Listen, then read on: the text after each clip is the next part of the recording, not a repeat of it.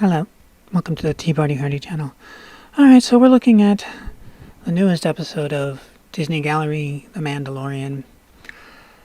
I want to mention first off, the music in this, if you are a fan of the artist Kotaro, is wonderful. I tried to look in the credits to see if he wrote it, but I didn't find it. It very much sounds like Kotaro's music. They spend a lot of time in this one discussing how the samurai movies and westerns played the foundation for Star Wars, so therefore they would use those foundations for the series for The Mandalorian. In regard to what's happening on the show, to be upfront and brutal, they've kind of finished and blew their wad. They're pretty much done, because in this one you have only the tiniest amount of new information released on how they did their production, which is, for some, kind of fascinating, but it's like, yeah, there's not really that much new going on here. For anybody that, they spend a lot of time talking about storyboards. If you know anything about Hollywood and how they make movies, that's 101. Thanks, Walt Disney, for inventing that system, by the way. And they do give them credit in this. Of course, it's a Disney show.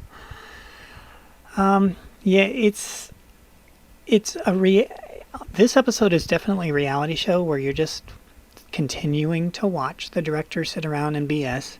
You get to see Kathleen Kennedy at the beginning this time interrupt rudely over and over and over. It's really weird because normally when you have this type of high caliber people, one of their traits is, and this is not true for all, of course, but one of the traits of high caliber people is they don't interrupt.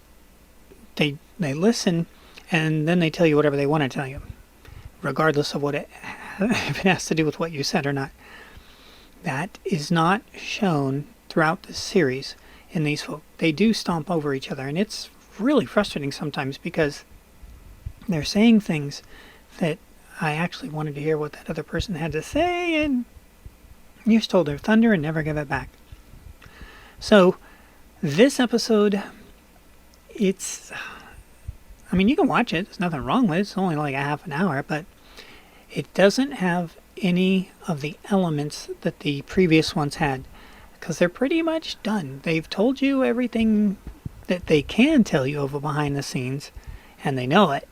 And it really felt like they talk about the idea of items hitting the cutting room floor and how you don't want parts of the film to hit the cutting room floor, especially in animation, because it costs so much money to animate. I don't think that's quite as true of live action. I don't think live actions really want that much to hit the floor either, but I'm not sure. There are different directors that they don't care financially, and they will shoot like 500 takes. But the point being, this episode felt like, I'm going to be really harsh, it really felt like everything from the cutting room floor. It's like, okay, well, we've got to crank out another episode.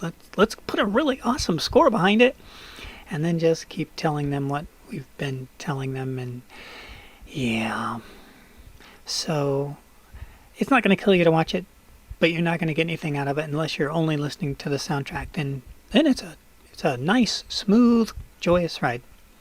And with that, so that we don't land up on the cutting room floor, we will see you in the future.